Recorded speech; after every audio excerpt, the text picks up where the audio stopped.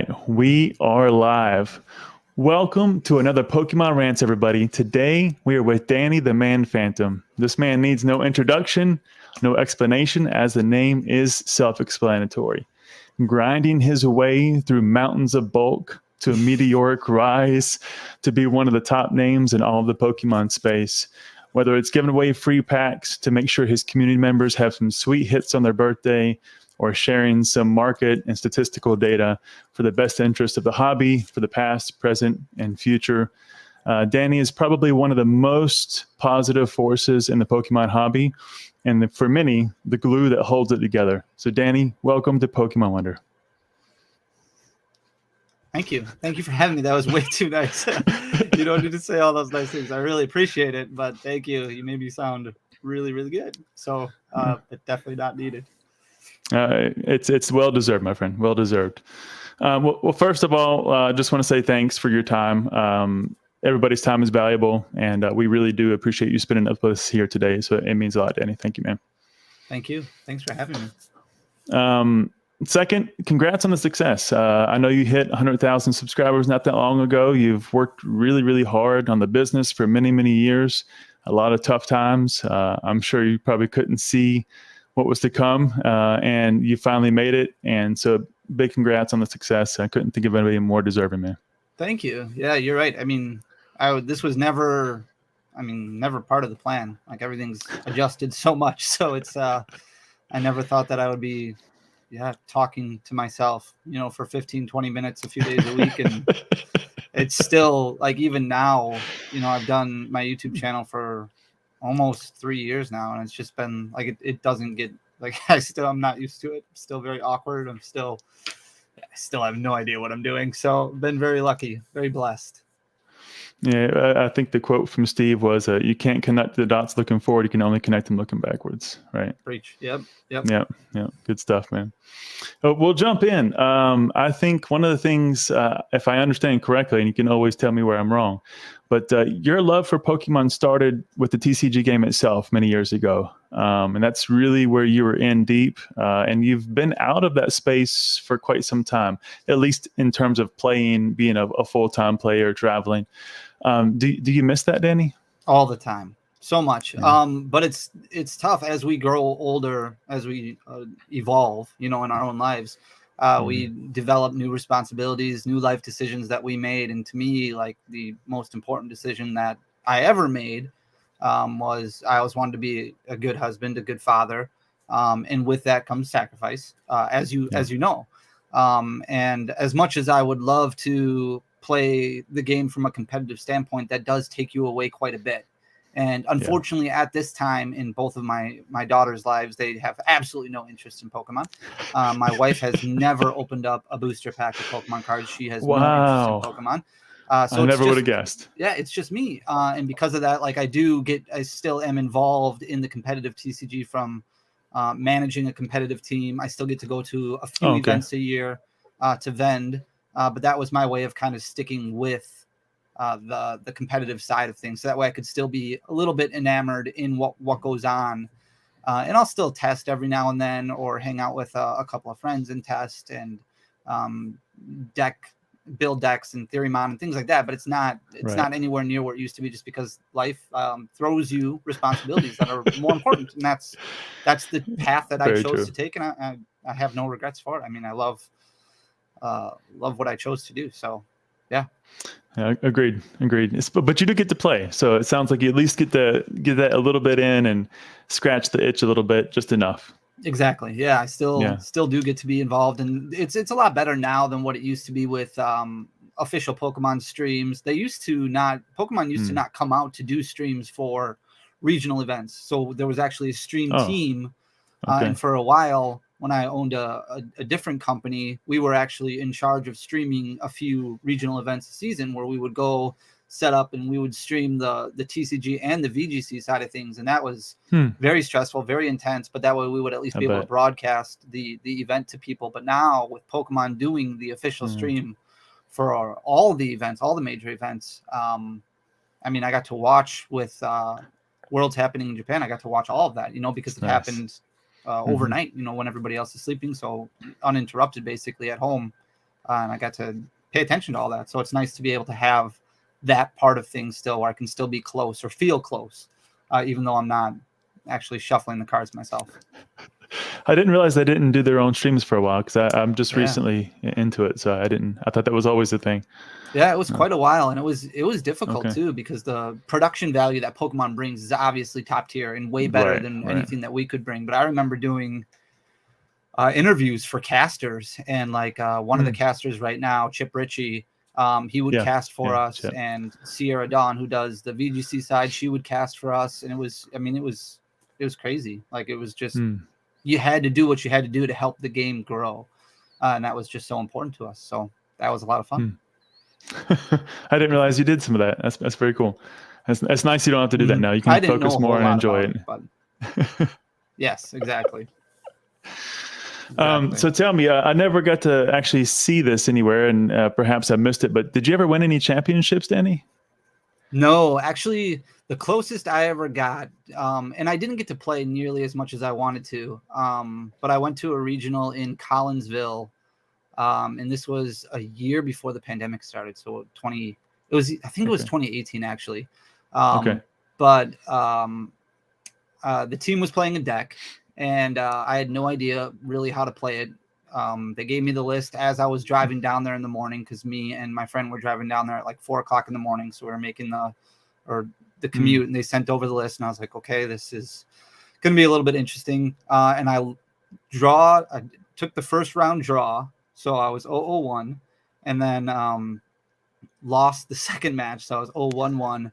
And then I ended up winning the next 6 rounds in a row. Wow. So I was 6-1-1, which is basically guaranteeing you a spot to day 2. However, my wife at the time, this is how I know it was 2019.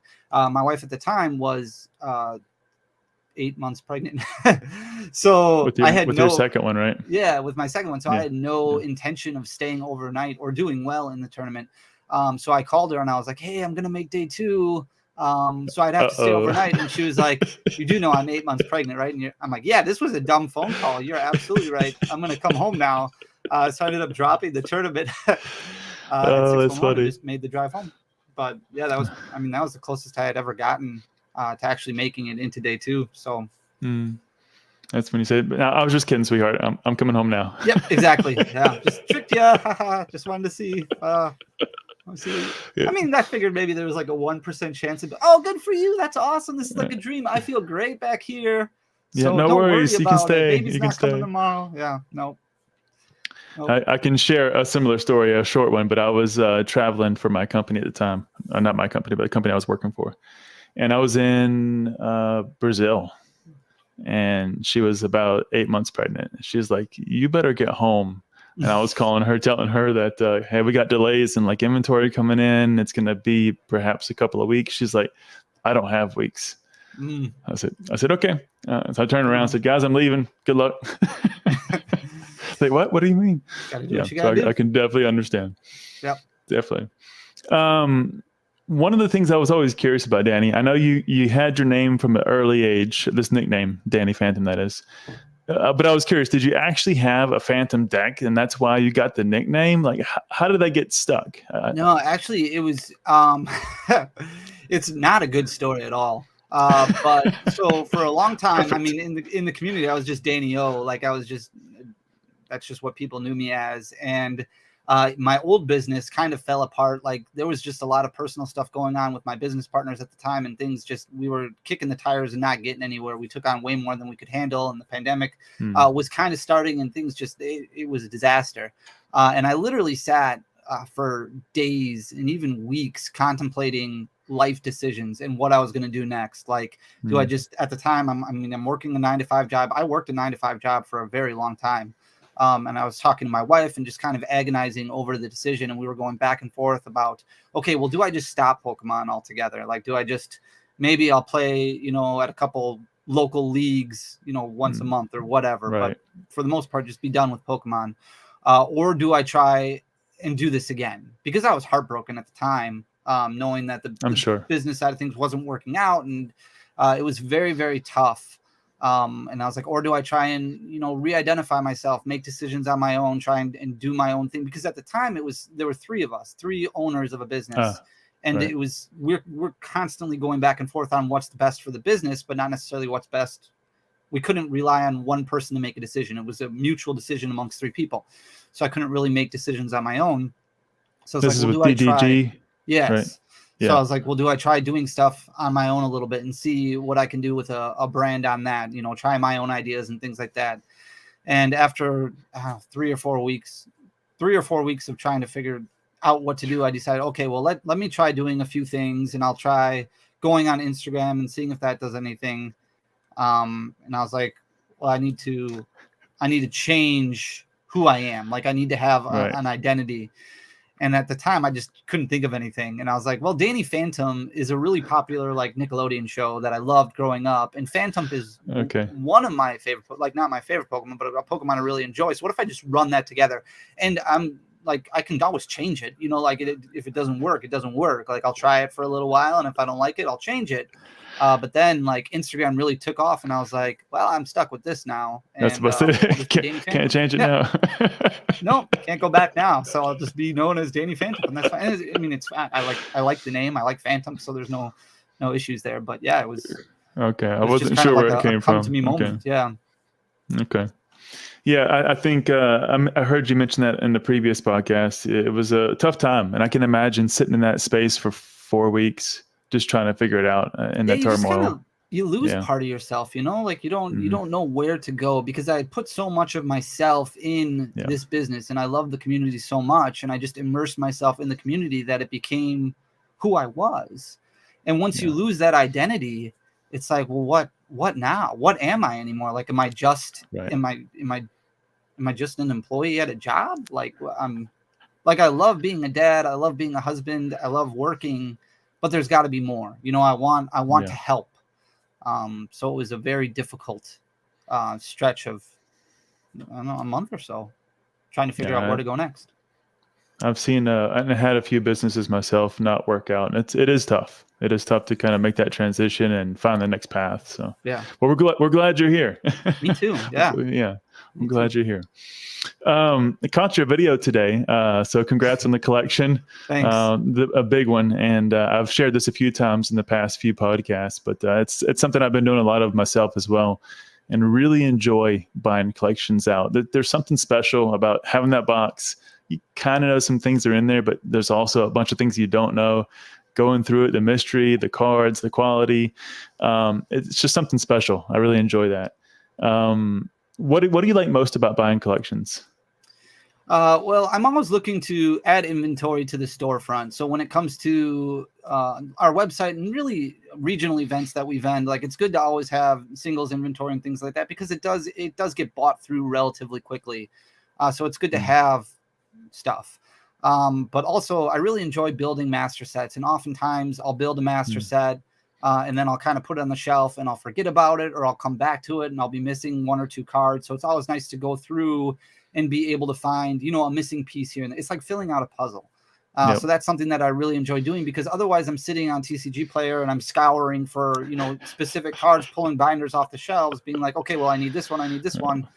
Whereas this, it's like instant gratification because it's already there. I don't have to place an order and wait days for it to arrive. So that's always a big thing too. But also, a lot of times when I buy collections, a lot of times it's more because somebody is looking for something else, whether it be because they're at a different point in my life. For this person in general, they really wanted to kind of make more of a splash in the Japanese market of cards. Like, they really wanted to increase their Japanese collection. That's what they really enjoy. And so being able to help unload some of this and free up some financial ties to be able to add Japanese cards to their collection, that was another important piece where it felt like we were both winning, because I felt like, okay, well, you know, I can at least, it's going to take me a while, but I can at least turn these cards so I don't lose money. And he's able to have this money right away, so that way he can buy pieces to the puzzle that he's missing. And it's kind of a win-win situation. Now, I mean, in the end, I might lose a little bit, but at the end of the day, that's money has never really mattered to me at all. So that's okay. If I'm helping somebody out, I'm helping a really nice dad, a really nice son, and, like, I mean, that's what it's all about, you know, like, that's what I care about. So I think you should be able to make it back. Yeah, I mean, it was a pretty good collection. Yeah, yeah, it's really nice. A lot of it is, I mean, a lot of it is $1 card, $2 cards. Like a lot of trainer gallery cards are really, really cheap. And if you put those on TCG Player and you pay 14% fees plus 30 cents, plus shipping rates if they're only buying 1 or 2 at a time, it is going to hurt. But if you're able to piece it out slowly and over, you know, in the case of shows and events like that, where you don't have that shipping cost or you don't have that 14% fee, maybe you have 3% because of Square, like it will balance out, or at least be close enough where the loss is mitigated to a point where it doesn't, you know, it's low enough that it doesn't matter. Yeah, fair point. Yeah, the shipping and fees can always get you. That's for sure. That dollar turns to 30 cents real quick. Big time. Yeah, that's tough to explain to people because it's like, I mean, you have a lot of people who want to sell collections or pieces of their collection, and they go to their local store and they offer them 50%, which I do think is low. But it's tough for a storefront who might not have a deal with TCG Player or eBay or one of those e-commerce websites, and they're paying, you know, gigantic fees. 14-15% is a significant amount, but if it's only, Pokemon is not in a good spot right now as far as singles go. Like modern singles, everything modern Pokemon, if you're looking at full arts or lower, like you're looking at single digit cards all over the place. And even just with a plain white envelope with stamp costs rising and rising and rising left and right, you're looking at $1 just for shipping. Well, that's 20% of the value of the majority of the full arts in Sword and Shield on. So then when you're taking $1 out and adding 14, you're probably losing 30% on that card right off the get-go. You know, so it's tough for everybody right now. And it also is an interesting point that many times the collectors and the people who just love the hobby and they buy cards and put them in the binders, whatever the case may be, not understanding what it means to run the businesses, not understanding, you know, the operations costs and everything that really has to go into it, and seeing it purely just as the face value. And it's like anything else in life. You know, the more you know about somebody else's position, the more you can actually understand what didn't make sense before can be much more clear. But if you don't know the gap, then it never closes. Sure. Yeah. And that's, I mean, it's tough for us as a society to listen to that, to understand, to go that extra mile to try and understand both sides of the coin. It's not easy because you're so set on your ways and so set on your understanding. And honestly, content creators, they're loud, you know, and if you attach onto an ideology or how things should be, and it's being expressed to you very passionately, like a lot of times that overwhelms your thought process as well and might cloud your judgment a little bit. And then that makes it even more difficult to understand both sides of the coin. So it's tough out there in all those regards, you know, from everybody's point of view. I'll try to be more quiet. No, you're good. I'm not talking about anybody in specific. I'm kidding. No, you're good. So tell me though, how do you price those out when you're looking at the binders? Obviously, sometimes they have a price in mind, but I'm sure you look at it and try to make sure it's not too far off. So how are you typically trying to price out a collection for purchase? So most of the time, and I'll offer the seller a chance to do this, or I'll offer to do it for them because it's super time consuming and annoying. But TCG Player and Collector, both those apps have the ability to scan cards. And then you can sort by lowest listed near mint on TCG Player or whatever the case may be. And then that will it'll keep a running total of your collection. So that way you can kind of document the value of it. So a lot of times I'll say, hey, do you want to do this?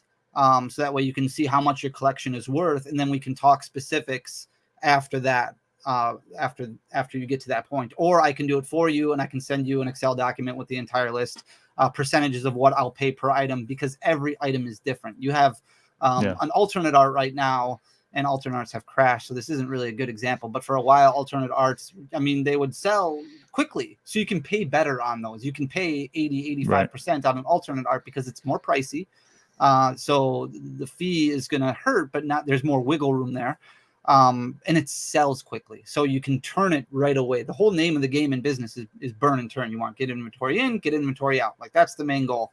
But when it comes to some, especially vintage is so tough because it moves so slowly. And vintage is very, very specific on condition. Condition is so important for a lot of people who are buying vintage. Because of that, that percentage goes down to maybe 60-65% because it's so much tougher of a sell. Same thing with slabs, things like that. Slabs, I mean, we live in an era right now where everything was slabbed.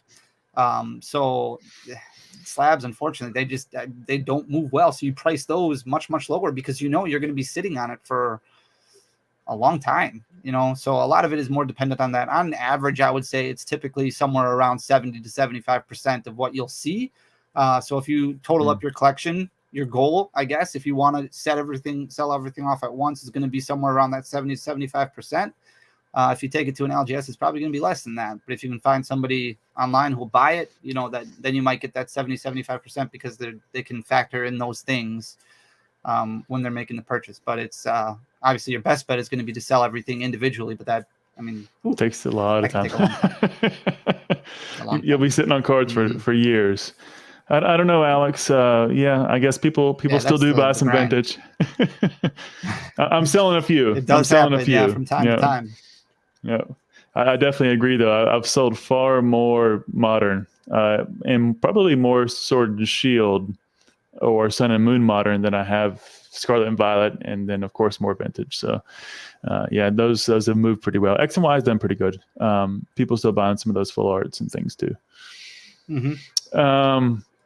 We'll jump over a little bit to the business side. I would like to know, you made the jump, if I'm not mistaken, about a year and a half ago, full time. Is that right, roughly speaking? A little bit more. It's a little over 2 years now. Is it 2 years? Okay. Yeah.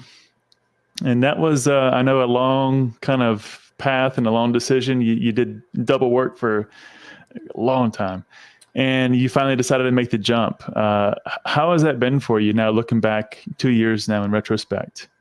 Right now, I wouldn't change a thing because my time is my time, and that's what's most important. I work more now probably than ever before. I joke around a lot about being retired, and it's, obviously that's a lie.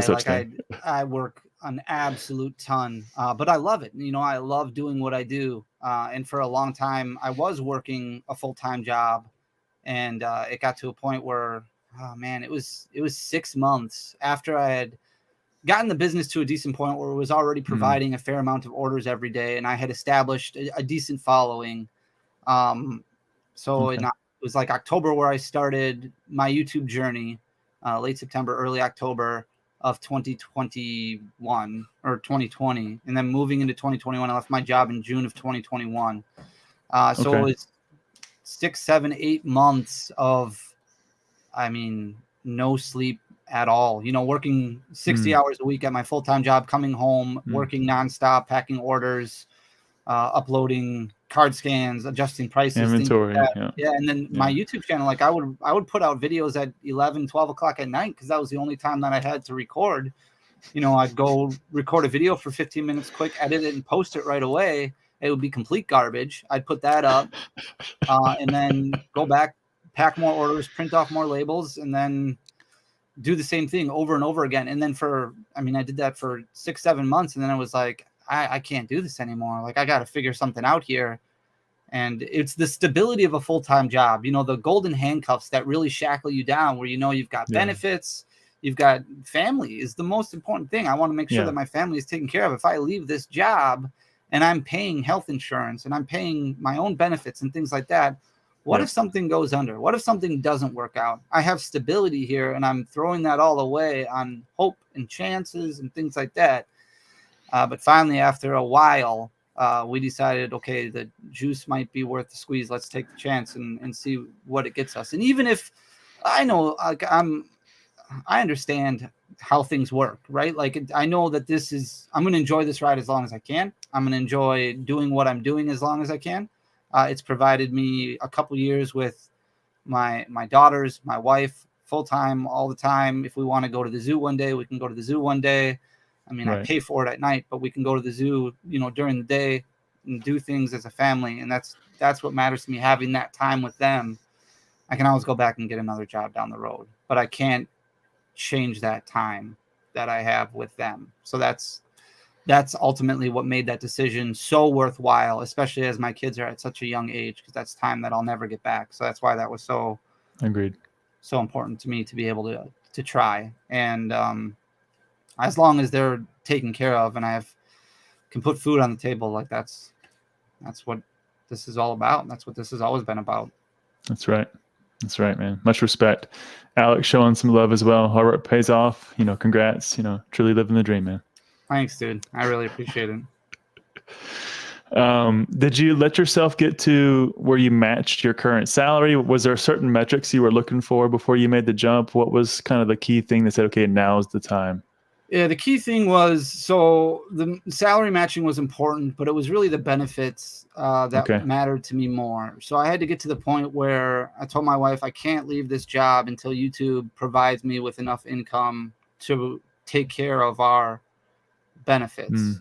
And I flat out told people on YouTube right then and there, like, I mean, I've always been fully transparent, and I always will be. Like, once we get through this, like, if this grind of trying to get YouTube to a point where it can cover those benefits, like anything extra, like that's ours. Like that's ours as a community. That's ours.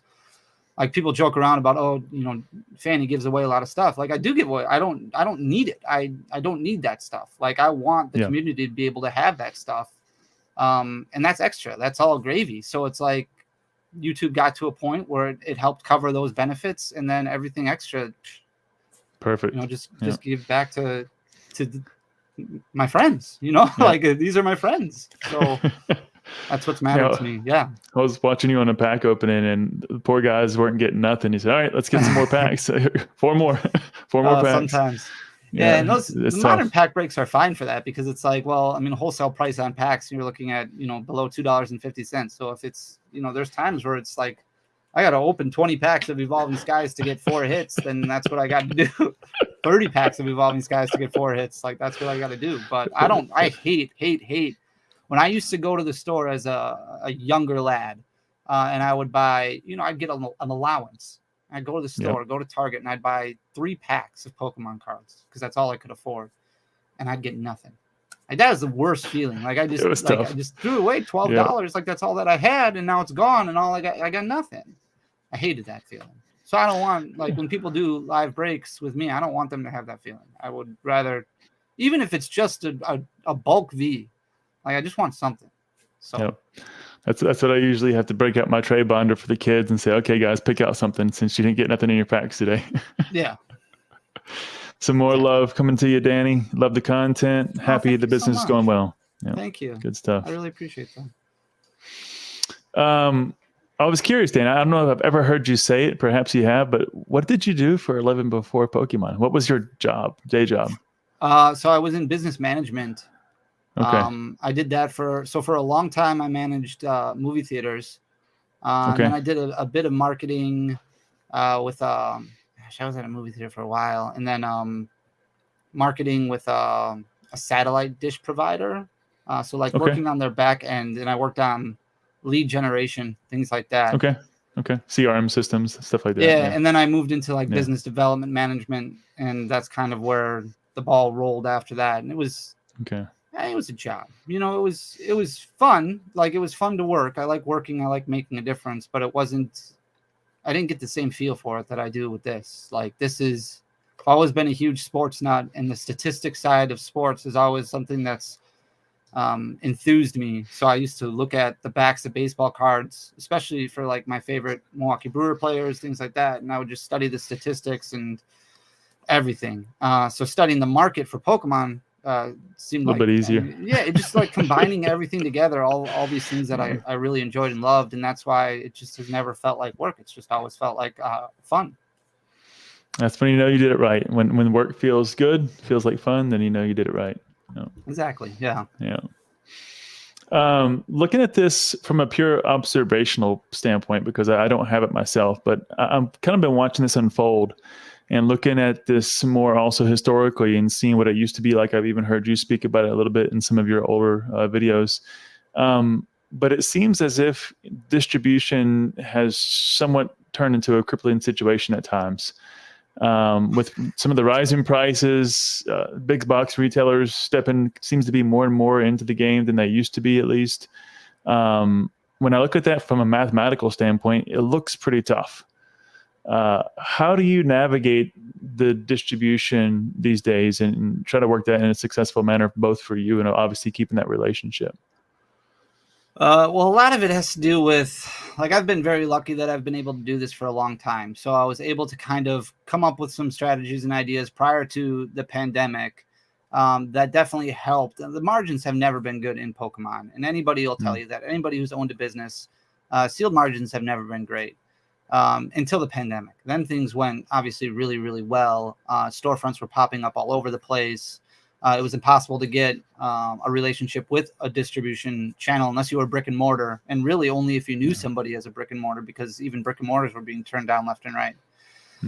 Because everybody wanted a piece of that pie. Everybody wanted to be part of what was happening with Pokemon, where you could buy a booster box for $80 and sell it for $130. You know, that never happened.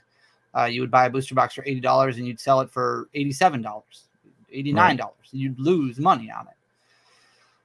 But there's always been other avenues that storefronts can kind of explore, especially involving the competitive side of things, studying bulk, gameplay, understanding what's going on in the market, understand what's going on in the game.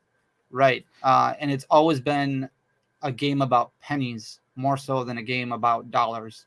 I think that's where a lot of confusion comes in. And that's what's making it so tough for storefronts right now, because they're focused on this massive profit, massive return that they're used to, right? They were able to get, like they were able to sell, you know, their celebrations ETBs for $70. They were able to sell Evolving Skies booster boxes for $140, $150 upon release.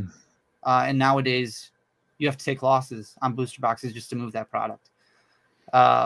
So they're used to these bigger profit margin pieces, which Pokemon doesn't have right now. They will have probably in 8 days when Scarlet and Violet 151 drops. Obviously, that's going to be a lot better for storefronts, and I think a lot of storefronts are hoping that's going to be the saving grace. And I think it's going to put a Band-Aid on the big problem that's happening right now. Unless a company can adapt, unless a storefront can adapt, they are going to fall. It's inevitable. Storefronts have always struggled up until the pandemic. And now we're getting back to that time. And if you can't adapt or figure out something new, it's going to be tough. Very tough. So let's pull the thread a little bit at that big problem. Is it the price difference gap and being able to make the profit margins and not finding the way to navigate those? Because it sounds more like distribution should have been really an enabler, not a profit margin, business. So if they don't find the ways to navigate that in the current circumstances, what is that big problem that you referred to? Well, the problem comes with, it can be summed up just with demand. I don't think it's necessarily anybody's fault. The only real company that could take blame for it would be the Pokemon Company International, because they printed to what they expected demand to be. Right. However, you have so many different types of people who have entered and left the hobby. So many people who are interested in the hobby for different reasons. And because of that, everything is different now. You had a lot of people who were buying sealed product to hold or to turn immediately to get an extra $15, $20 per booster box. Well, you can't sell booster boxes cheaper than what they're going for right now, or you're losing money. So even buying them at wholesale, you're selling them at wholesale. So nobody can come in and take that profit margin. There's no profit margin there. So for the last 3 sets, there's so many people who have exited the hobby because there's not that quick buck that exists anymore. Right. Yep. So the competitive player base is expanding. So that's good. However, people are more financially strapped right now because the economy is nowhere near the position that it was in a year and a half ago, 2 years ago. And because of that, a lot of people are making adjustments to what they can spend their money on. I think a lot of people, surprisingly, are upset about pull rates being this good. When you look at sets like Obsidian Flames, and you have a Charizard special illustration rare that's coming out of every case, that means that card is more available. And because of that, that type of people who likes harder pull rates because they want their card to have some sort of value associated with it, well, they leave because that value is not there anymore. That chase isn't there anymore. So you have all these people who are exiting the hobby because of some reason or another, and because the demand isn't there. But Pokemon still has to print a certain amount. Pokemon still, they printed Paradox Rift they printed 151 months ago. They printed Obsidian Flames a long time ago. So because of that, they're trying to adjust and make decisions on the fly, and it's just not that simple to forecast that far out based off of, well, how's the set going to perform? Otherwise, they run into a situation again like they did with Evolving Skies, where it sold out opening weekend and everybody was upset. Or like Vivid Voltage the year prior, which is a perfect example, where it was 140 and out of stock at distributors and out of stock at the Pokemon Company's warehouse. All of a sudden, they're like, holy buckets, we don't have enough of this printed. And packs were selling and cleared out of Targets and cleared out of Walmart. So they're trying to find the balance. And I think things are going to get a lot better now moving forward. Because it's back to how it was beforehand. It's back to where it was beforehand. Well, and there's so many great things in what you just said there. I would like to kind of touch on a few of them. The latter one being the Pokemon cycle, as I've kind of called it. And what you typically see, and again, you always correct me where I'm wrong because you got far more experience than myself, but is the beginning of every series really starts off quite slow. So the first 5 or 6 sets really kind of do slow down, but then it seems to be, especially if you look back in retrospect. Now, I wasn't there for XY or Sun and Moon at the end of those, but from what I can hear and tell, they weren't very exciting in the moment. But looking back at those end sets were really, really nice. And of course, far better than what was in the beginning. So I think we're at the beginning of the cycle now for Scarlet and Violet, and I'm pretty hopeful. I do like 151. I think it's going to be a fun set. Lots of beautiful artworks. I'm okay with the pull rates. I don't mind. The kids love them. Back to your previous point. Not too worried about not getting a hit in a couple of packs. But I think we're going to see this probably turn out to be quite, I would say, exciting as Scarlet and Violet unfolds. I'm excited to see where it goes. I think they know what they're doing, and it's going to be pretty fun as we roll through the next 3 or so years. Yeah, historically, so like Black and White, for example, wasn't great at the beginning, was okay at the end. It was more middle loaded. XY was better at the beginning. The end really kind of tailed off a little bit. A lot of people Flashfire was in the beginning. Yeah, a lot of people love Evolutions. Evolutions was terrible when it first dropped. People did not care about the idea of it being throwback to the original. I mean, it was like everybody was sick of opening up a tin and seeing another Evolutions pack that came out. So it wasn't very excited about that. What did happen was Pokemon Go released, which brought a lot of people back into the hobby, into the space. And because of that, the front end of Sun and Moon did really well up until you hit Crimson Invasion. And then things were like, okay, we're done with this. This is terrible. And then it backed off a little bit. Even tag team sets were not like they were good, but not loved at first, not adored at first. Like it brought a new gimmick to the game, which was exciting. Right.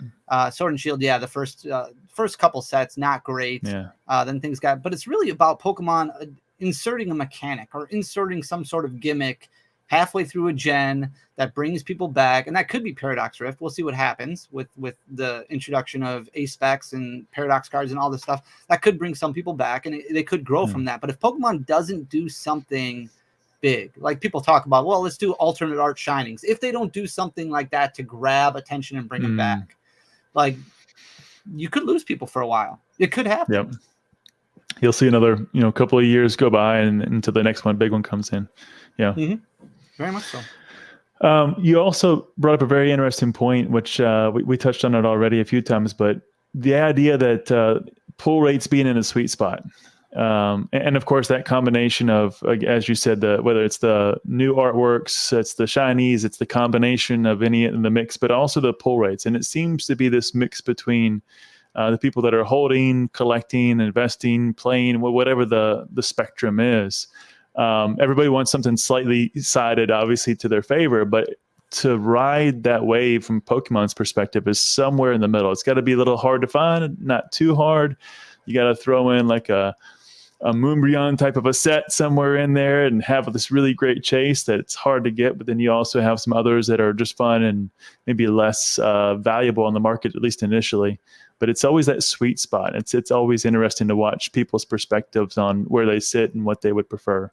Yeah, I think somewhere between, so like the back half of Sword and Shield was really good with the introduction of the trainer gallery card. So having the opportunity to pull something in that reverse hollow slot, I think is great.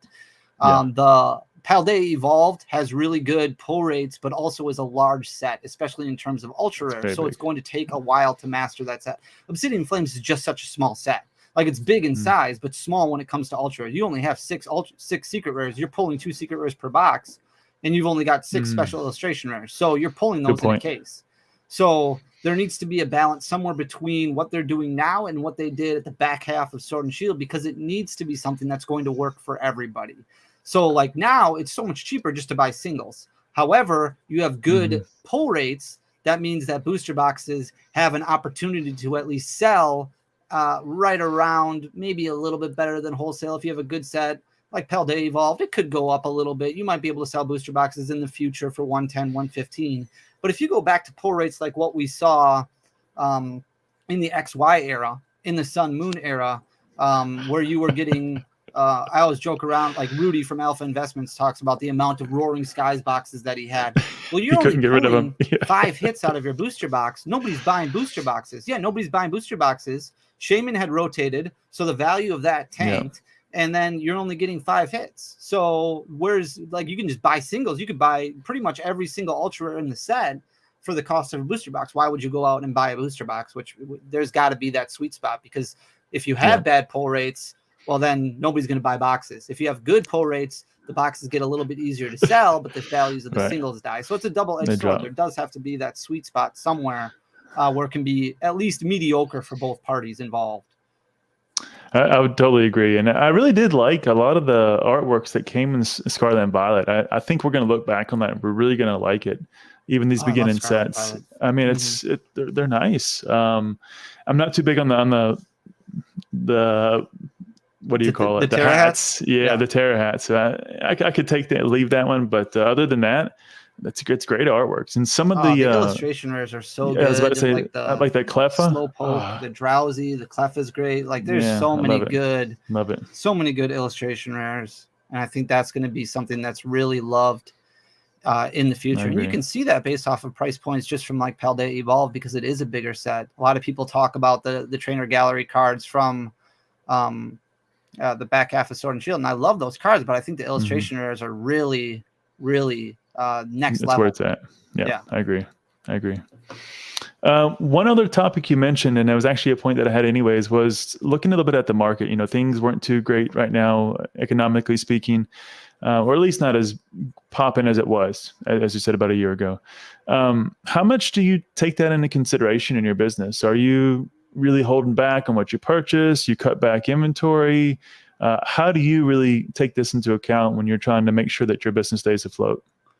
Yeah, so a lot of it involves ancillary products, tins, collection boxes, things like that. So we have started cutting back considerably on how much of those we will order, because they do not move. And honestly, a lot of those items are impulse buys for a lot of people when they go to Target or they go to Walmart and they're like, oh, look, I just want to open up some packs. Well, I'm not going to just buy one pack at $4. I might as well just get this collection box that's $25. It comes from more of a variety of 5 packs. I'll buy a V-Strikers tin. Maybe it'll have an Evolving Skies pack in it. You know, I'll try that. So it's not really something that people search out a website for. When it comes to, same thing with like Elite Trainer boxes, we haven't cut back on Elite Trainer boxes, but those are so cheap right now, especially if you're buying by the case. It's basically wholesale. Booster boxes, we still are pretty much at the same level that we get, that we have been getting. So like Paradox Rift, we placed an order a little bit above what we did for Obsidian Flames, but it also gives us the opportunity to allow for a cheaper price point.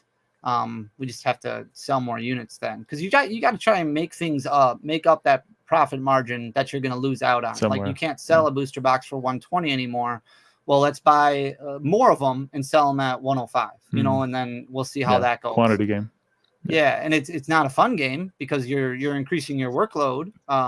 But by doing stuff like that, you kind of establish a better relationship with people, better relationship with your community, because they know they're going to be getting a good price point or a fair price point. But then you're also continuing to support your distribution channel, your distributor, in case you do get a set like Scarlet and Violet 151 that you know is going to be force allocated, that you know is going to be good. And then you can continue to offer cheaper price points or fair price points for everybody. Like we were able to offer, you know, below MSRP for everything for Scarlet and Violet 151. And now that things are starting to tick above MSRP as we get closer and closer to the launch, we'll be able to continue to provide products below MSRP when the set releases because our allocation numbers are so strong. So it does have benefits in that regard as well. But there is certain areas that we've had to scale back because things aren't as good as they used to be. Yeah, so it sounds like you're trying to shift more on what products you buy the more liquid ones, keep the numbers somewhat stable, keep the relationships good, and that's worked out so far pretty well for you then.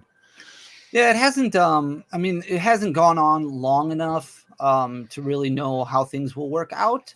But I do, judging by pre-orders of Paradox Rift, like those are fairly strong so far. So I think that as we inch closer and closer, I do think that it will work out in the long run. It's just there's just so much product, like Pokemon does put a lot of product out. We're up to basically six set releases a year right now with 4 main sets and 2 subsets. And that never used to be the case. And that's a lot for a storefront to handle, especially in high allocation numbers, like having Obsidian Flames. And then right on the heels of that, having 151, while Obsidian Flames being the first set and it just tanked right out of the gate. That's a dead invoice right there. That's tough. Knowing that you're not recovering any of that funding, and you still got to pay for 151 somehow, and then a month after that you got Paradox Rift. Yeah, so it's a lot for stores to handle. Do you? That just seems like a very tough spot to be in. Because if you're not moving it, you're not seeing it. But is the set release not somewhat the same cycle? It sounds like, based on what you said, it's not. They're squeezing in a bit more. I thought this was a very similar cycle to what we had in the past. Or did it change more with the Sword and Shield? Well, it would be a similar cycle to what we had in the past year. Like the year we had Celebrations come out. So over the past few years, they've done basically 6 sets a year. So it used to be only 4. You used to just have 4 main series sets. They didn't do specialty sets really until Generations came out. Then they released Generations as a half set, so a holiday set. Then after that, they started experimenting a little bit more. They did Shining Legends, they did Dragon Majesty, but those weren't, not like what we're seeing now, where it's basically 2 specialty sets every year. And last year you had Pokemon Go. You had Crown Zenith at the beginning of this year. Now you have 151. Well, Pokemon Go was a bust. Crown Zenith did okay, but it was spread out so far that by the time releases 3, 4, and 5 came out, pack prices were already $4 a pack. It was already so cheap to buy. It was impossible to make any money off of the last set of 3 or 4 releases. So. It's really got to be a balancing game, and it's overwhelming the community too, because there's so many cards to collect. So then they have to pick and choose what they want to spend on. So a lot of people skipped Obsidian Flames because they didn't want to deal with it. They wanted 151. Yep. Would that take us back then to Black and White? That's this first series or first series that didn't have a specialty set. Is that right? Or the last one, I should say. Dragon Vault was just booster packs, so that didn't really have any specialty products like an ETB or anything like that. And you didn't have ETBs until the beginning of XY, right? Like that's when ETBs really started getting released as a product. And Generations came out in XY, so Generations came out for the 20th anniversary, and then obviously you had Hidden Fates at the end, which was absolutely huge, of Sun and Moon. But really the in-between sets, like Shining Legends, that was not a popular set when it first came out. Like people were not that excited about Shining cards returning. Dragon Majesty was a dud set when it first came out. Like there was a couple of competitive cards in there that were good. You had the Gold Ultra Necrozma, but for the most part, it was a dud set. Hidden Legends was the first specialty set that really knocked it out of the park. Generations was going to be big no matter what, but they printed so much of it that it was clearanced out, on Black Friday deals and things like that. But really, Hidden Fates was the first time where you ran into an issue with people scalping in the Pokemon community, where it was products being bought up off the shelves and sold on the secondary market for double MSRP. Just right away. Right away, yeah. Hidden Fates was something, introducing those full art shinies, those OG shinies that really brought people back, that nostalgia kick. And that's why Hidden Fates has been so difficult to find at any reasonable price point, and why Pokemon reprinted it, at a very weird time, very long after it came out. I was always wondering, and we've mentioned it a few times in other podcasts, but I also would love to see this mapped out on a timeline. and see when those people that were kids like yourself collecting Pokemon cards, at what ages they were and what sets were being released at exactly those ages. So you can kind of see the people that were children as adults, what sets were there.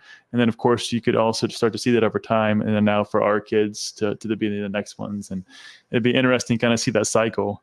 Yeah. At what ages people come back into the hobby and what sets are being released and what kind of strategies there. I think that's interesting. Yeah, when the peaks and valleys all occur, it'll be really, really interesting to kind of peek into the future and see 25 years from now, assuming Pokemon is still around, what today's generation of kids who are kind of really enjoying this, what they're going to be like. Because they're going to, I mean, kids are kids. Like kids, they're going to find other hobbies in life. Like there's going to be other things that they get introduced to that's going to draw their attention. That's probably going to pull them away from Pokemon and for who knows how long. But 25 years from now, are they going to try reliving this with their kids? You know, like that's all. Is that going to explode the whole ideology of, hey, let's put a case of booster boxes in a storage unit for 25 years and forget about it and see what happens? Well, if my kids ever get out, they better give me all the binders because I'm going to hold them. Don't sell them for $20. Taking them with me. I'm going to hold those for you, son. Don't worry. But yeah, we'll see. It'll be interesting for sure. One of the things I want to jump into next was around social media. So been a lot of things happening recently. I think Whatnot has been some of the biggest news around social media and what's been happening in terms of the scamming and the impacts, not only on the platform itself, but also on Pokemon Market and other places as well, other TCGs.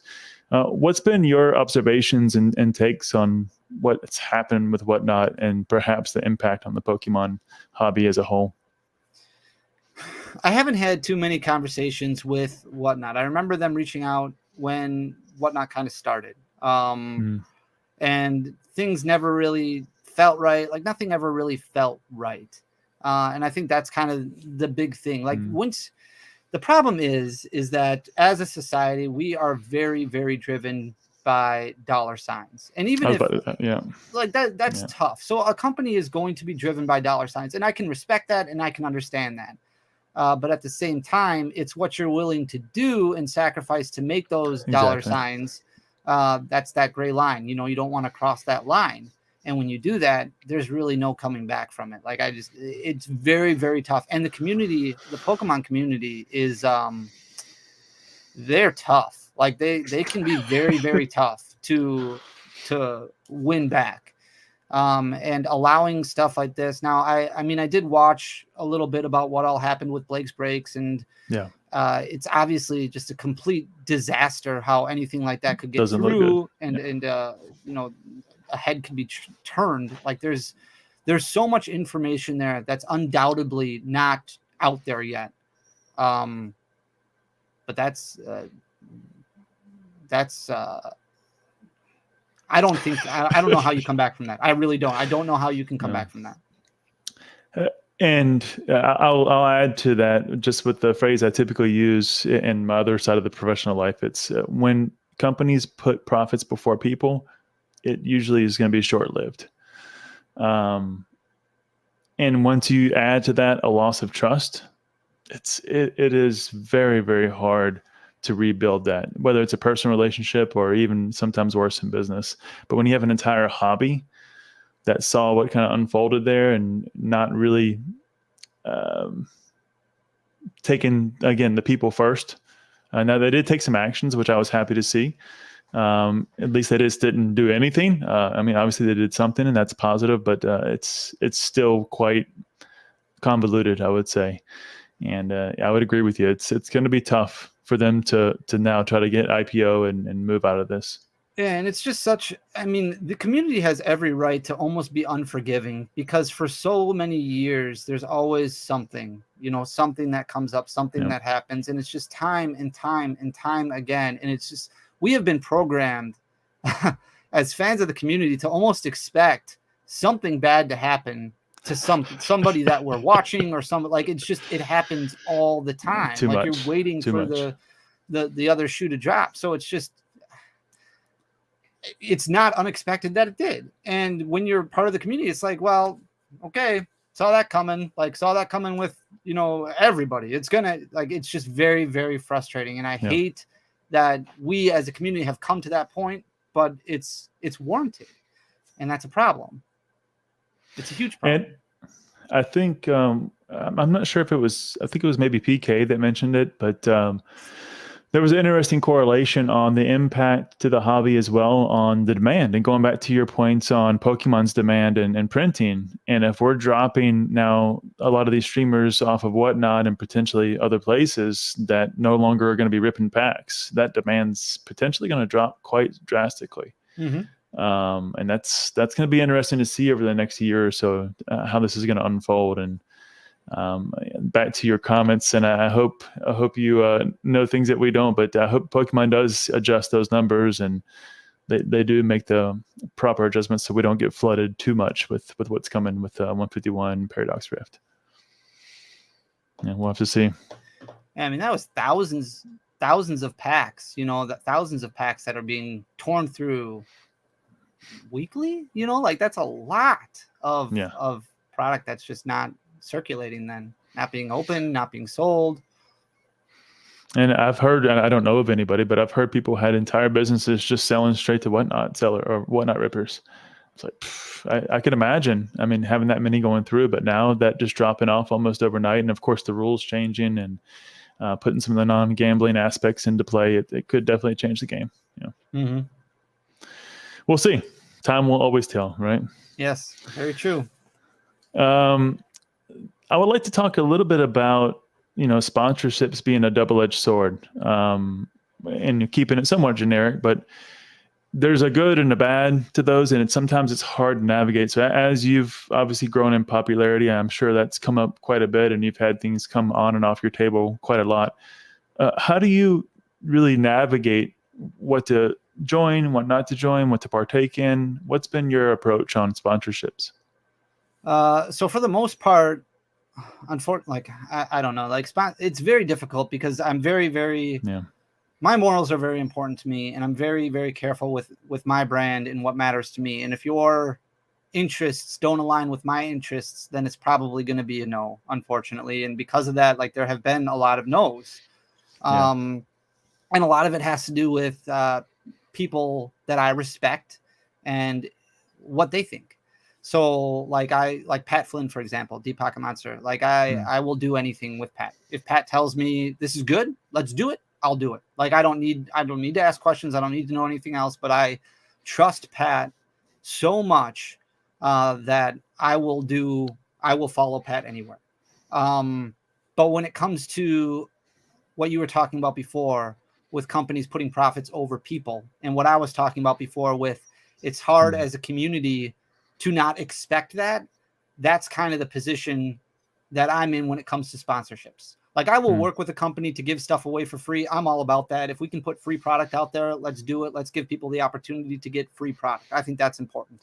But when it comes to representing a brand and putting my name on it, myself out there to support profits for this company, it's very difficult. And because of that, I have not worked with, you know, a whole lot of companies. Like you do see a lot of YouTubers who have this video is brought to you by, you know, or, you know, because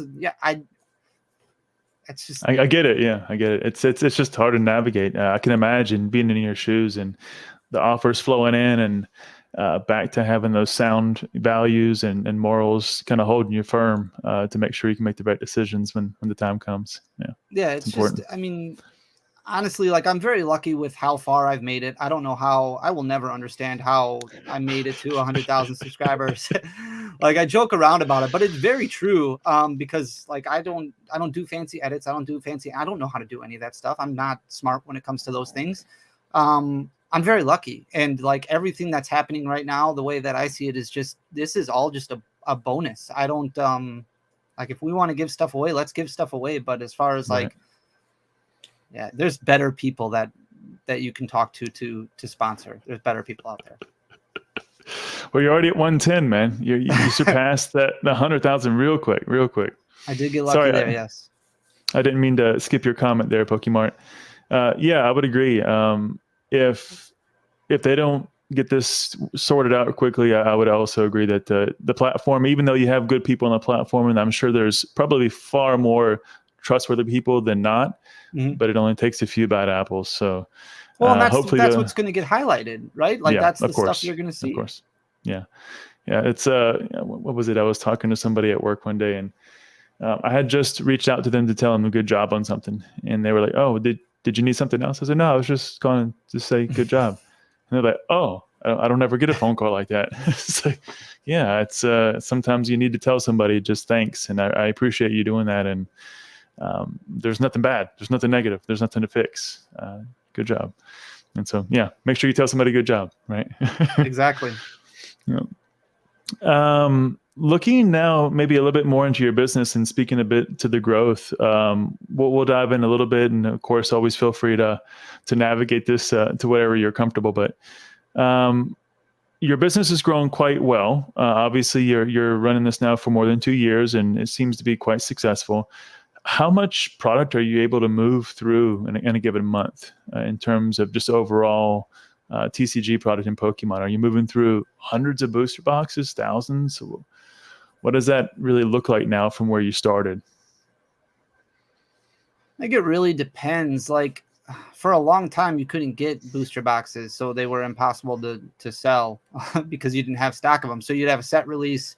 A lot of times you'd sell it out that weekend, or a couple weeks after. Then you'd be a slow period until really the next set release. Packs move well. We were able to sell a lot of packs. A lot of singles move very well. But even sealed product in general, it does not move that well. No, I mean, sealed product does not move that well. Like you have, unless you blow it out, right? If we do a huge sale or something like that to clear up inventory and clear up space, then it'll move fairly well. But for the most part, people are out there looking for the best deal.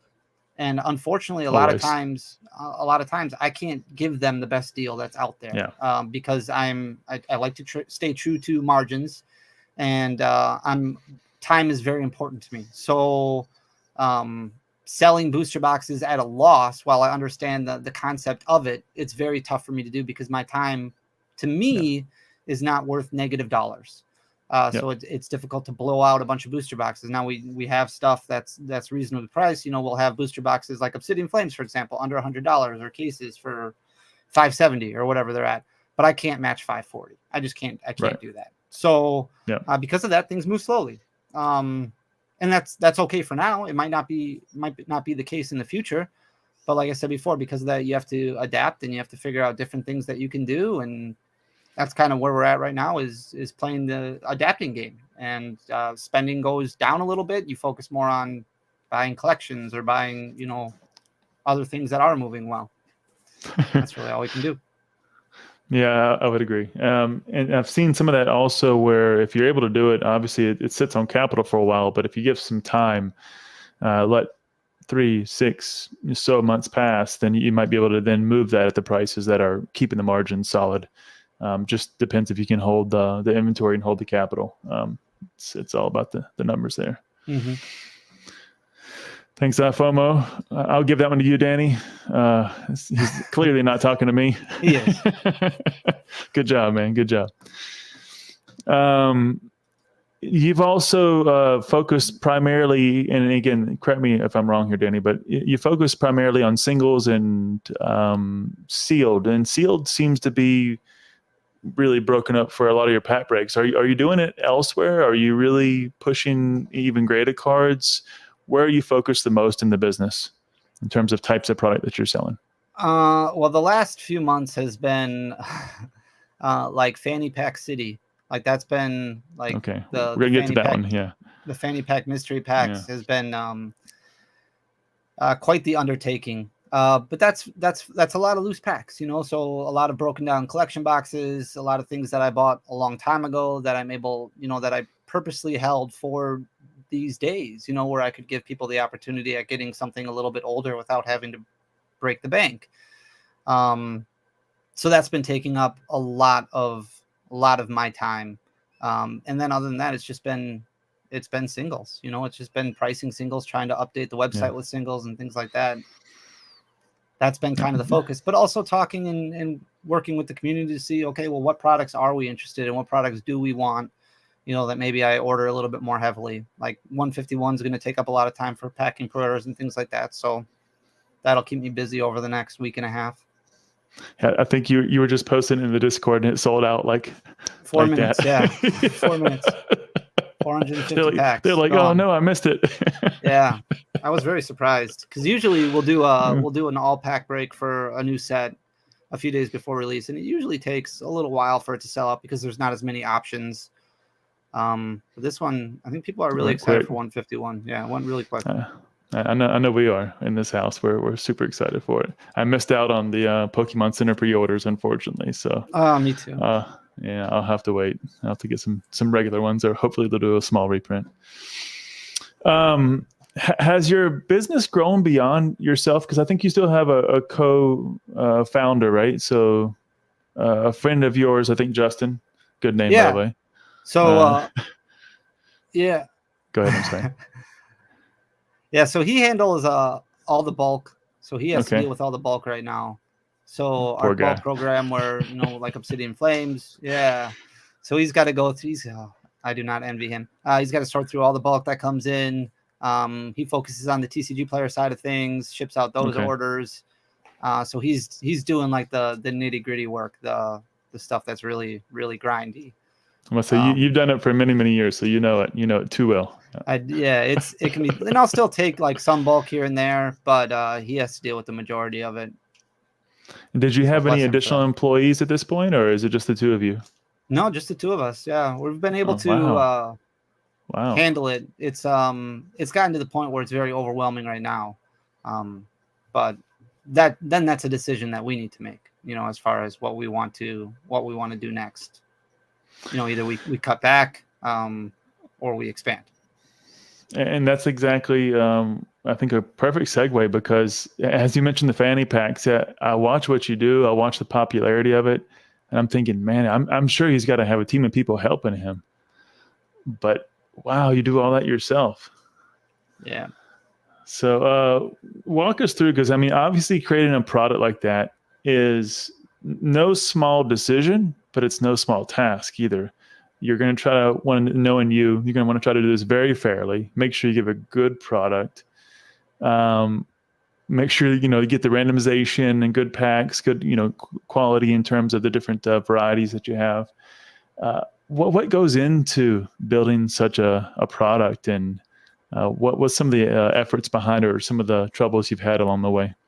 Well, I remember buying mystery boxes a long time ago, and the ones that like MJ Holdings put out, and it's just never very good. Like, you have this promise of 1 of 25 or whatever, and this was even before like this giant craze of mystery boxes happened. So really before the pandemic, and these were sitting on shelves, and they still, like, I never got a good pull out of any of them. And I remember buying, like, I would buy packs once I started the weekly pack breaks. Like I was buying packs left and right, buying up packs from, maybe some different companies, or opening up collection boxes that I had an excess amount of. And because of that, I was like, well, what should I do with these? Maybe I should shift my pack breaks to more modern stuff. Because I do fail packs, and opening fail packs for a set like XY base, like that hurts. If I'm opening up, somebody buys 3 packs of XY base, I don't get a hit. Well, that's okay. Well, let's do a fail pack. Well, that's a $30 pack. That's not easy to stomach, as opposed to a $3 Fusion Strike pack. So it's like, maybe I'll save these for mystery packs one day. Maybe I'll do mystery packs one day. So that's kind of where I was like, okay, well, I've got all these, not necessarily vintage packs, but older modern packs that are a little bit more expensive, ranging from, the beginning of XY. Maybe I'll put those in a tier of, 1 out of every couple, 1 out of every 2. So every 2 mystery packs you buy, you get something that's a little bit special. And then the other one has something that's still a little special, but not as special. It might be Steam Siege, might be Guardians Rising, might be Sun and Moon base, but a little bit older. It's something you're not going to find in the stores anymore. And then I decided, well, I don't want to do Sword and Shield base. I don't want to do Rebel Clash. I don't want to do Vivid Voltage. I don't want to do Darkness Ablaze. People have opened so much of those sets. They're sick of those sets. I don't want to open those. I don't want to give those sets. Nobody wants those sets. So my rules were, okay, we're not doing those sets. And then we will randomize everything where it's okay. Well, when I build these, so I take a 5-row, fill it with packs, all the same set. So 1 row is filled with a set, and then a 2-row filled with, the same set. So I've got seven sets in front of me, and I'll fill them all up. It's all randomized where it's 1 out of every 2. And then it's all randomized where every 25 is a vintage pack. Put them all in a box. Then I do the next one, put it all in a box. And I mean, then when somebody orders it, I just, take it out of the box and back it up. Whatever it is. Yeah. I mean, is that now the majority of your orders? You kind of mentioned it before, but it sounds like that's really become, because I mean, they sell out quick. Yeah, and I think that's what people need to understand too. It is very, very time consuming to do. So a drop isn't going to be, 10,000 packs, because these take a long time to do. Like, it takes a long time, like just the organizational process of counting out, okay, well, 25 packs, okay, vintage pack, 25 packs, okay, vintage pack. Like when I'm preparing the 5-row and the 2-row, like that takes time to do in itself. And then just going in order, putting it in the Ziploc bag, sealing it up, like this all takes time. So when a drop happens, like it might only be 1,000, 2,000 packs at a time. Like that's it. So if, I limit it, so people can only get, 2 or whatever. Right. And then I can only help, 500 people, or 1,000 people. And it's more like once those all sell out, well, then it's going to take me another week to make the next drop. And then I had the actual like merch fanny packs that I wanted to try. So I did those. And that was a much bigger run because I was able to kind of like custom order those, where it was like, okay, well, order them now. Whoever wants one can get one. And then that's how many I will order. So X amount of people ordered them. And then I was able to place the order with the company that manufactured the actual fanny packs. And then that way I knew everybody who wanted one was able to get one. That pre-order was up for a week. So people had a week to be able to place an order. And then I was able to kind of stuff those and get those all out. So that's been the majority of my work over the past month, I would say. Well, now I'm done with all that. So now I can focus on Scarlet and Violet 151. And then at the end of the month, we'll go back to the original fanny packs and I'll do another drop of those for people. But it's a means to an end, because there's only these fanny packs. Honestly, I do not make money on them. Like there is no profit margin on there. Like you might be looking at like $1 or $2 total, maybe. And after that, it's like, I only have so many of these packs. After that, well, I don't want to be the guy that ups the price. I don't want to be a guy who's like, okay, well, I need to add $5 if I'm going to buy more packs to fulfill these. So this is a passion project that's like, okay, well, once this runs out, it's just going to kind of run out. That's going to be it. I'm going to help as many people as I can to get at least an opportunity to open something kind of cool. And I mean, some people have had really great luck. There's been people who've opened first edition Team Rocket, or somebody got a legendary collection pack. Like nice. People, these aren't packs that people get to open very often. So it's great to be able to see them get a chance at opening these packs. And some people might get, just a Crimson Invasion and just a team up, but at least, team ups, it's an expensive pack now. So at least it's something. I think I saw Pokevolt get a Flash Fire or something like that. Yeah, I did see that Flash Fire. Yeah, he didn't pull anything out of it though. Unfortunately, I did have a fair amount of Flash Fires at least. So there was quite a few people who were able to get Flash Fire over the runs, which is nice. Dragon Majesty, I had quite a few of. XY Base, like I said, I had quite a few of those. So a lot of people were able to get some good packs that are fairly expensive as like a tier 2 pack. Basically you're buying 7 packs for $4 each. And a lot of people got a pack by itself that's worth over $30, which is pretty cool. But since I was able to plan for this for the last 3 years, made it a little bit easier, but yeah, exactly. Yeah. Well, kudos, man. That's been a big success on that regards as well. And not so much profit margins wise, but it's just obviously a great product. People love it. And again, fulfilling that passion that you mentioned. So congrats on that, man. Thank you.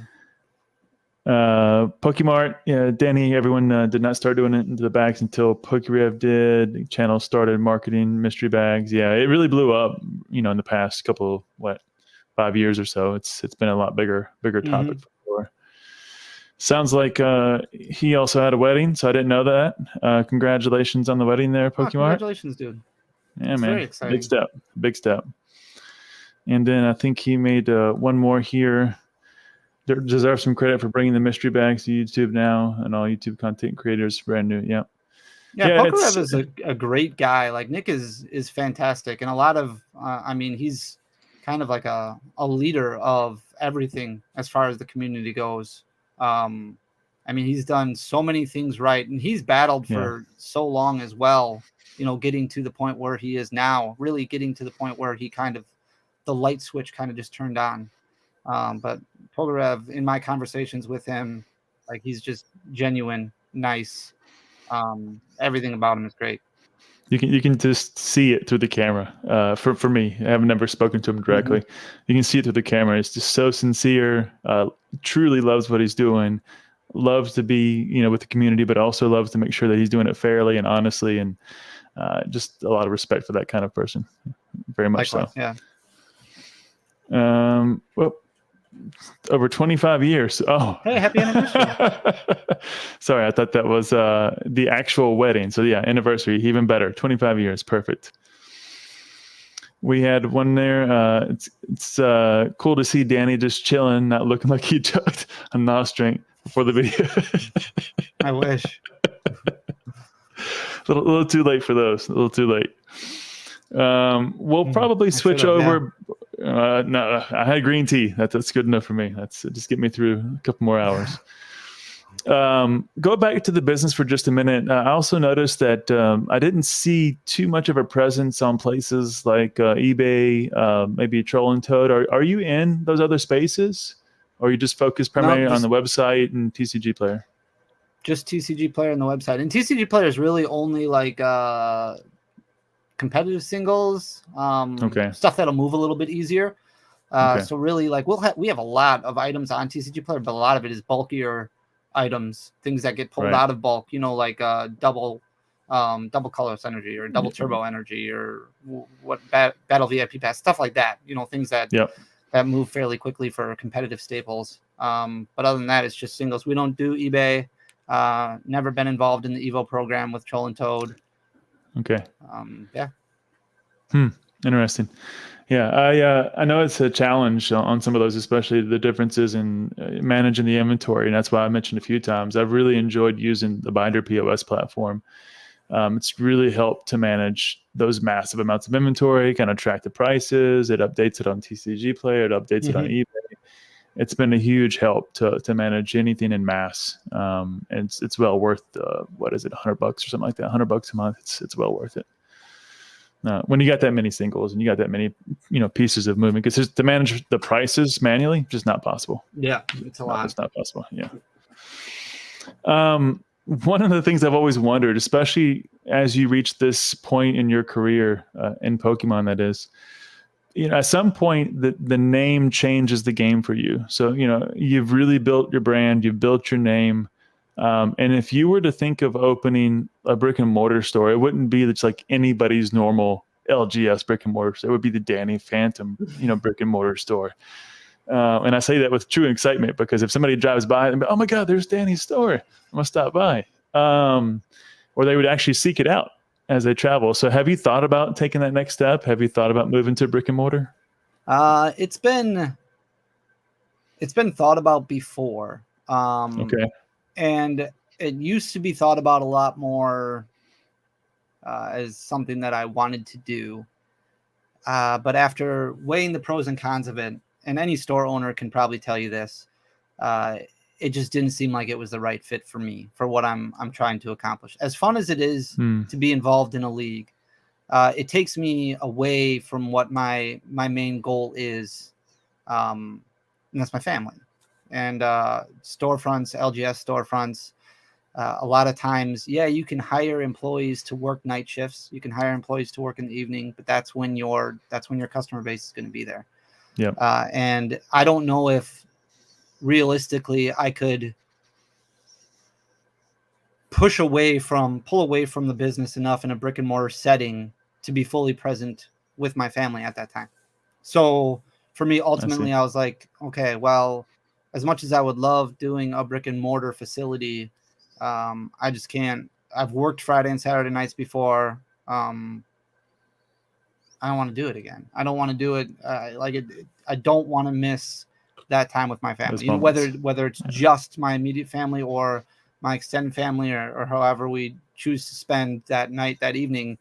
When dinner is done, after my kids get home from school, I'll keep working a little bit. And then when it's dinner time, we eat as a family. After that's done, I am unplugged. Like, I put my phone down, I walk away, play with the kids, talk to my wife.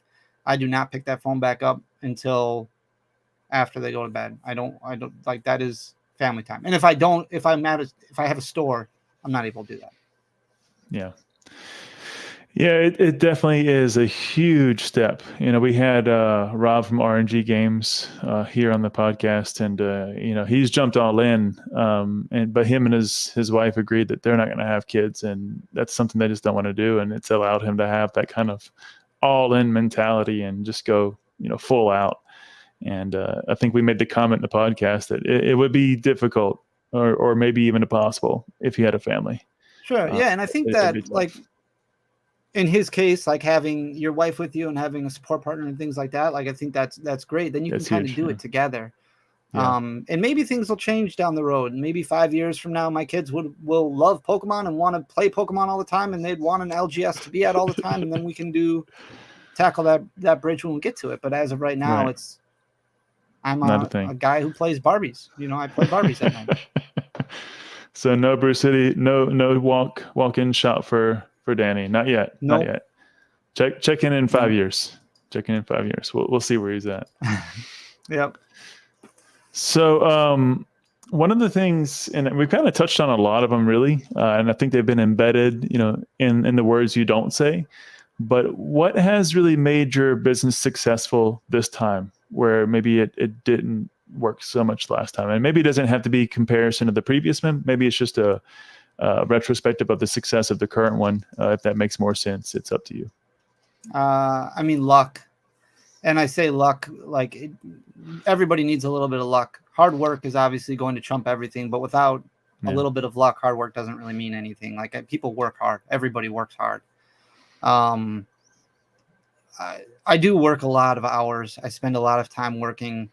A lot of decisions that I make, I agonize over, thinking whether or not they're the correct decision or the right decision. A lot of times, a lot of luck has been involved in those decision making, where it's like, it's worked out.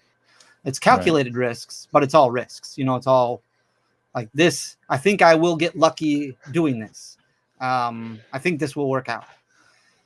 So a lot of it's been because of that, but really it's just been the support of the community that has made this completely different than what it was last time. Like, when I first started out building, I guess if you want to call it building my brand on Instagram, like, I researched, okay, well, what do I need to do to grow an Instagram account? Because I never had Instagram before. Like, I tweeted a little bit, but that was pretty much it. I didn't spend a whole lot of time on social media. And as I'm learning and researching different things on Instagram and developing relationships with all these great people in the community, is really where it kind of like started taking off. And word of mouth traveled really well. And a lot of people were like, okay, well, Fanny's not going to rip you off. He's going to do the right thing. Like, and a lot of that word of mouth has helped growing. Yeah. And companies pay a lot of money for advertising. Companies pay a lot of money for marketing. You scroll through Twitter or Instagram or Facebook or wherever, and you see ads pop up all the time. And if you're somebody who searches for Pokemon cards, you see Pokemon card ads pop up all the time from they paid for those ads. Yeah.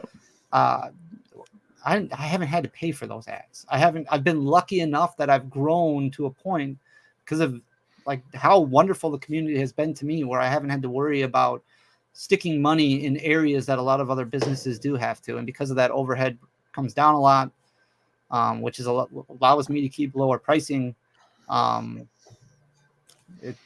That all goes back to that whole luck mentality. Like, I've just been very, very lucky in that regard. And I like to think that if you continue, like, if you're a good person, things will work. And that's not always the case. That's why luck is involved. Right. Well, I would have to disagree with you, Danny. You've paid, but you paid with blood, sweat, and tears, man.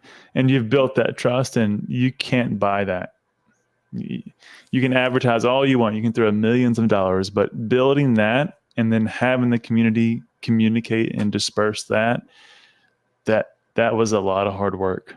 It was. And I don't want to discredit any of that stuff. I truly believe there's a lot of people out there who do work extremely hard. Agreed. that haven't found a way or haven't made it yet. And it's like I've sacrificed a lot, and I sacrificed a lot for a long time prior to finally making it. So anybody out there who it is like, well, Danny, I work really hard too. Yeah, I believe you. Keep at it. It'll pay off. It's just, it's tough. It's tough. What was I don't know who actually said the original phrase, but it was something like, does a tree grow in 30 years or 1 year, right? You're adding water, exactly. You're adding water, adding water. But no, it takes 30 years for the tree to grow. Now, it may have shot up, and I forget which type of tree it was, but it shoots up like overnight, and it grows something like 6 feet in a very short period. But it didn't take just that short amount of time to grow 6 feet. It was the years of watering and caring and nurturing before that. So it's the same concept. Yeah. Yeah, exactly. Yeah. One of the other things is the growth in the hobby. We mentioned it a few times, and obviously you've been a big part of that, and you've been a huge contributor in a very positive way. I was at the regionals in Charlotte at the beginning of the year. It was a lot of fun. I think we had 1,800 people there in the Masters division. I could be wrong, but it's something close to that number. And I was very surprised to see how many people were playing and how many just families and kids. And I was like, this is amazing. This is great. How have you seen that? Now, the sales maybe are down a little bit. The sets are maybe a little bit lackluster at the moment, at least from a market and pricing perspective. But the growth seems to be exponential still, at least from my bubble biased view. What is your view on this? How do you see it? Because you go to a lot of regional events, you have a lot of contacts in those spaces. Are you seeing the growth there still also be somewhat exponential, or is that slowing down as well? Okay. Oh, big time. I mean, prior to the pandemic, you would have regionals sometimes that would top 1,000 Masters. For the most part, it hovered right around 800. A couple of years prior to that, you would have events that had 400, 500 Masters. The one that just happened in Pittsburgh with 1,800. I mean, that was the biggest regional ever. Like international events, which used to be called nationals, would cap out at 1,200, 1,400 Masters. So these are bigger than what we've seen from international events. This is just the first event of the season. Part of it is because of Pokemon upping the prize pool, which helps a lot because it brings a lot of people back out of the woodwork. But as the game continues to grow, leagues continue to grow. I mean, this game it's growing like crazy to the point where it's difficult for organizers to find space to be able to hold all these people who want to come. And like you talk about buying the Scarlet and Violet Pokemon Center exclusive 151 and it's selling out in minutes. Regional events are selling out in minutes, which is astounding. I mean, they have launched a program to fight bots on regional registration really because of how bad it's gotten. Yeah. So I didn't know that. It's insane right now. And that's, I could not be happier. I honestly could not be happier about it. Yeah. And that hopefully gives also some other context, going back to your previous points on, game stores finding ways to navigate the challenges of prices and margins, but also having a growing Pokemon League should really help out to keep some people in the stores, move some things, obviously have some promotions there locally for the people that are playing. So yeah, it helps out a lot. You and I mentioned it before the call, but I was curious if you actually came to any Collecticons. You said no, you don't really go to Collecticons. I have not. So you focus more on vending at the regionals, and that's where you do the majority of the vending? Yep. Is that right? Okay. Yeah. And do you travel with all of your equipment and just drive around the country? I mean, because I'm assuming flying and drop shipping these things are just not really an option, especially with the amount of inventory you have. Yeah, we did one time. We flew to a regional in Secaucus, and it was a nightmare. It was like the flight out there was fine. We shipped a bunch of stuff out there, but not nearly enough stuff to be attractive to the player base compared to the other vendors who just had much better setups. Because we flew out there, so we could only travel so much, and then our flights home got canceled, and that became a complete mess. So we told ourselves, okay, we're never flying to an event again. This is it. So after that, it's just been renting a Sprinter van or a truck, a box truck, and driving, to wherever we have to go. We will limit which ones we do, so we try and stick to more Midwest right now. Like last year, the furthest we went was Knoxville, Tennessee, which was about 10, 11 hours. That's kind of the cap. That's kind of the furthest we'd be willing to go, because it's really want to do it in one day. Get down there in one day and get home in one day. Yeah. It's Wisconsin for you, is that right? Yeah. That's home? Okay. Yep. Okay. All right.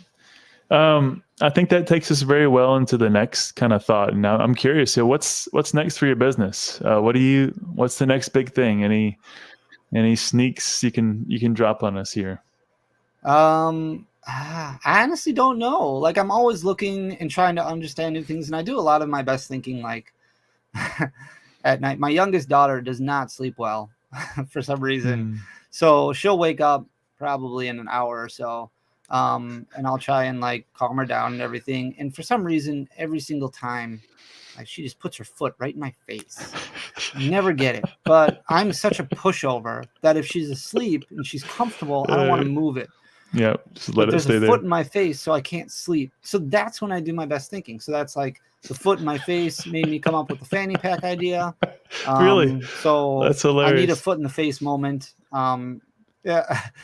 I need a foot in the face moment, and that'll help me launch into the next segue. Like, there's other opportunities out there. There's other ideas that I've considered. But I'm always looking for something that's going to benefit the community as a whole. And that's kind of the focus. Well, what can I do to help? What can I do today to better the hobby and better the community from where it was yesterday? That's kind of where my mind is at all the time. So looking at different platforms that might be struggling, or different areas of the community that might, I think, need attention. And that's kind of where I'm like, okay, this is what my focus is going to be right now. How can I help fix this? Nice. There's some ideas out there involving those areas. I don't know what they are yet. I need some more foot in the face moments. I was about to say, well, we'll talk to your wife and get a couple more feet in the face. We'll see what we can come up with there. Sounds really dumb to say out loud, doesn't it? That's what I do my best thinking. Yep. Can't sleep, so it's when either that or the shower, right? That's where everybody gets it. Well, we'll switch it actually just slightly off the foot, but back to the personal side. And we'll go now a little bit into, well, you mentioned already that, your family doesn't really like Pokemon. They don't do it. You're doing Barbies. Your wife never opened a pack. I'm blown away by that, by the way. I said it's hard for me to believe Danny Phantump's wife has never opened a pack, even if you forced her. No. I'd figure she had at least one, but okay. I think she enjoys the fact that she's never done it, so now she like prides herself on never doing it. She can't do it now. Yeah, it's gone too far. All right. Well, one day, I hope that you can get that love of Pokemon into the kids, but we'll see. The other thing I noticed, I couldn't help, I was going to shave, but I said, well, no, Danny's going to come here with all of his hair because, he pulled the Umbreon, but it looks like you didn't pull the Umbreon yet. I didn't, no. And really, I knew I wasn't going to, but my wife was badgering me like crazy about getting my hair cut. So I was like, well, I'll just make some ridiculous chase. And if I somehow pull an Umbreon, then it's a sign that I can keep my hair long. So I knew it was coming. I saw your haircut this afternoon when you posted the video. I was like, oh man, he didn't get it. No, too bad. Next time I'll have to coordinate my facial hair then. We'll see. Yeah, it's tough because it's like it's September in Wisconsin now. Next month is October. I've had snow in October before. Some nice hair really covers the ears well and keeps me warm, and now it's going to be a cold winter. So, oh well. Just gotta get more Moonbreons. That's all. That's all. Yeah. You kind of touched on it a little bit, but I would like to pull the thread a little bit more on the balance with your family. And I've actually, before you said everything you said here today, and I just picked up enough on it based on our brief conversations leading up to this podcast that you made proper time, you had proper separation, you focused on family. I could tell that right away.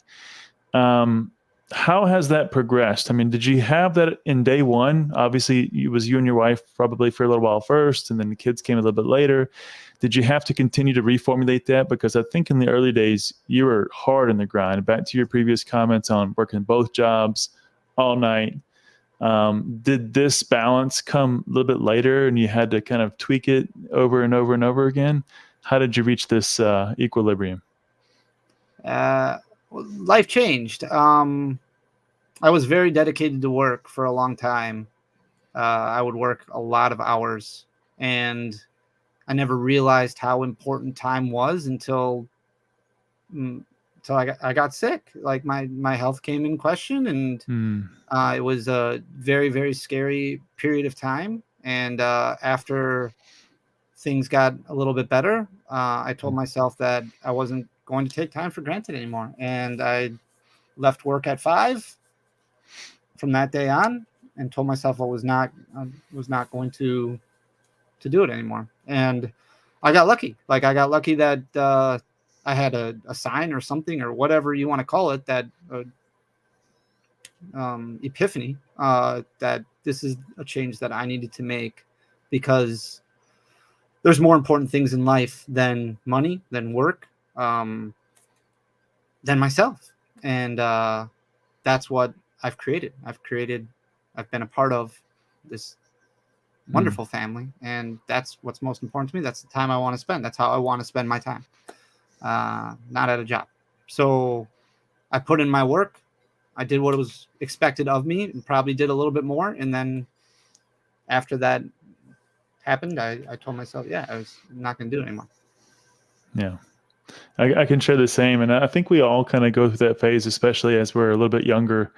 When I was building up my career, it was nights and weekends and, travel all over the world. And we were both kind of workaholics. And as the kids came into play, and there was a moment, I think I said this previously on a different podcast, but my son looked at me and he says, Daddy, why are you always traveling?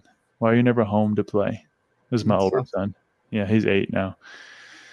And at the time, I think he was, I would say maybe 3.5. And I looked at him and I said, okay, Daddy's going to stay home. So I started to change things, started to pull back in terms of the travel at work, not work the weekends like I was doing, and really try to change that mentality. And it's been a huge difference in terms of the value of being at home, getting those moments. Back to your comments about, they're only going to be young once. Mm-hmm. And really enjoying this, going out in the backyard, throwing the football, whatever the case may be. It's fun. We enjoy it, man. Yeah. Totally. I can share that. I can share the balance. Yeah. One of the things I really wanted to know, because you've had so many, and I can't imagine what the answer would be, but what is one of your favorite moments in Pokemon so far? Oh my goodness. Favorite moments. Yeah, that's the most memorable thing that just really stands out, whether it's you as a child, whether it was something recent, a friend, a party, a card party, whatever that may be. There's been a couple of them. So like just in recent memory. So back when I was with my old business, we had formed a professional team. That was one of the many hats that we wore. But this was when we really were focused on trying to help make Pokemon more of an esport. And because of that, you need teams. And the first event that one of our players won, a regional event, was such I remember just me and the owners and like all of us just at the actual event, because we vended this event. This was in Memphis, Tennessee, and just watching the finals match and watching him win, and just like the feeling of elation it was like we had created something that was so special and such a big deal for us. And then just celebrating and it felt like we won the Lombardi Trophy, like it was a huge, huge accomplishment. And just all the people around us sharing in that made it super special, because the moment itself, like regional events happen, 13, 14 times a year. So it's not like it's that significant winning a regional. It is a big deal, but it happens more than once a year. But that feeling that we created something was a big deal. And then I think when I went to Card Party so recently, just going to Card Party and sitting on the floor surrounded by all these kids. A lot of other people are like off in the bar trading and doing all these things, because it was a little bit later at night after things had kind of slowed down. This little kid came up to me and said, "Hey, can we trade?" I was like, yeah, let me go get my binder. So I went up to the room, got my binder, came down, because this was like the 4th time he had asked me, and I kept getting pulled away. And I was like, let's do it. So I sat down next to him, and we sat on the floor in the lobby, started trading. Before I knew it, there was like 20 kids that had come over. And they're like, hey, can I look next? Can I look next? Can I look next? Can I look next? And just seeing all these little kids come up to trade. And I mean, I got ripped off so badly. Like, I would just let them pick out anything. And I'd say, I don't care what you give me from your binder, but just make it equal, make it fair. And a lot of times it would be like, well, this is fair. And I'm like, okay, not even close, but that's fine. If you think it is, that's okay. Like, that's cool. But just that moment of like camaraderie, you know, with the community, like just that bonding experience was very, very motivating, you know, to see. And Card Party in general was just such a eye-opening experience. Like, I don't know, all the people and all the pictures and all. Like, it was just, it made me feel like I was doing something right. And like for a long time, I have worked really hard to try and do something right. And it's great to, like, my Discord is great and my community is great, and you see comments all the time from just amazing people supporting what I'm trying to accomplish, but seeing it in person was just hit different, you know. So I've heard some amazing things about Card Party, and you're not the first person that I've heard say that they would follow Pat Flynn anywhere. So what he's created and that whole environment is spectacular, and I think he was just booking the location for the next one, so that's great. Yeah, find out next week, 4 days away. All right. Well, we got another compliment here from my FOMO. Appreciate it, FOMO. Yeah, see, he included me this time just because he felt bad. Yeah. Maybe he included me this time. Yeah, well, we'll lean on the other side of that coin, but that's all right. Thanks, FOMO. It's always good to see you here with us, buddy. All right. Well, we'll wrap it up. If you've seen any of the podcasts, I usually do 2 questions, Danny. One for you, and in specific, you know, kind of from your point of view and what you specialize in, or kind of what I think might be most relevant, and then one generic one. Okay. So the one very specific to you is going to be, if you were to advise somebody starting the hobby to get the most enjoyment, to really maximize the joy, and of course that would help them stay in the hobby longer, how would you recommend that path? Now, obviously there's different things, and you say, well, is he a TCG player, is he a collector, whatever that may be, right? But if you kind of had an idea of how you might want to say this would be the most maximum enjoyment, try this path and see where it goes, what would that path be? Go to your local league. Nice. Just go one day. Yeah. Like, just go. When I first went to a local league, I don't even know how old I was, but I thought I was going to be the oldest person there by far. I was like, I'm going to go here. It's going to be a bunch of little kids. I'm going to be old, and I'm going to feel old. And it's I don't know why I'm doing this. And I was very nervous. I was very nervous about going, because I was like, I don't know if anybody plays Pokemon anymore. Does anybody collect Pokemon cards? Does anybody? And I went there, and it was just, it was amazing. Like, everybody was my age. We were all interacting. Like, there were kids there, but for the most part, the majority of people there were my age. And I met some just amazing people, some of my best friends, who then started helping me, you know, becoming more competitive, helping me with my goals and things like that. And that's something that I think a lot of people have anxiety and fear, and they don't know what to expect going to a local league, because maybe they don't know the game very well, or maybe they think their collection is less superior than what they might see from other people. And just go to your local LGS, go to the league, and just hang out for a little while. It'll change your life when it comes to Pokemon. And I will definitely support that statement. We had kind of got started in October, November last year, and really got heavy in December. Enjoyed it. The kids were opening. My son had been asking for it for many years. I said, no, we're not doing all that Pokemon stuff. There's nothing there. And like, I was a baseball and basketball card collector, but I never got into Pokemon. And so we finally gave in. We did it, and then of course the whole family loved it. So we were all opening packs. We're all playing. We're building decks. We're getting the building battle kits, and we're having a blast, and Ethan says, "Hey, let's go play at the local league." And I said, "I've never been to one.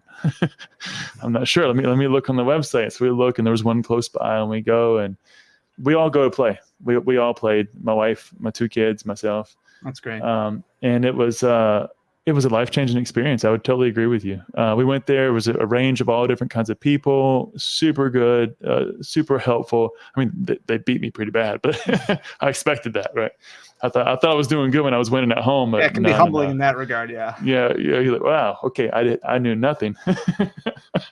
But it was a life-changing event. It was super fun, and that's why I actually ended up going to regionals. Good for you. It was playing that, and it was just super fun. Really enjoyed it. Yeah, so I would echo that and support it.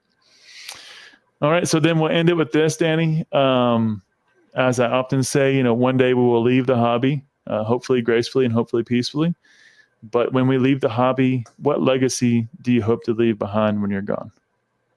And I kind of touched on it before. Like, I just want to make it a better space than where it was the day before. Like, I don't really care if it's a personal legacy or not. Like, I just want to have my hand in helping change things for the better. Like, I want the community to continue to grow. And when I do exit this space, because you're right, it will come at some point when I'm no longer needed, and I want that point in time to be, I made a difference, and the community is in a better space than where it was when it all started, when I started with it. Like, that's what's important to me. Beautiful. So, I love it. Well, Danny, this has been an I know a lot of people say it like that's. Well, no, I mean it's true. I actually feel the same way. I didn't mean to cut you off, but no, I agree with you. I feel the same way. It's when I usually speak of this a lot at work as well. I just want to make places better than I found it. Whether it's my bed, whether it's my office space, whether it's my work, my job, in this case, Pokemon, leave it better than I found it. What more can you ask for, right? It's exactly. Yeah. But no, it has been a true pleasure, Danny. Thank you so much again for your time. Deeply grateful for that. And I'm sure that everybody else here is as well. Also, thanks for everybody that's watching. Thanks for everybody who's tuning in live. Thanks for those who will watch afterwards. Also appreciate your time. It's not something we take here lightly.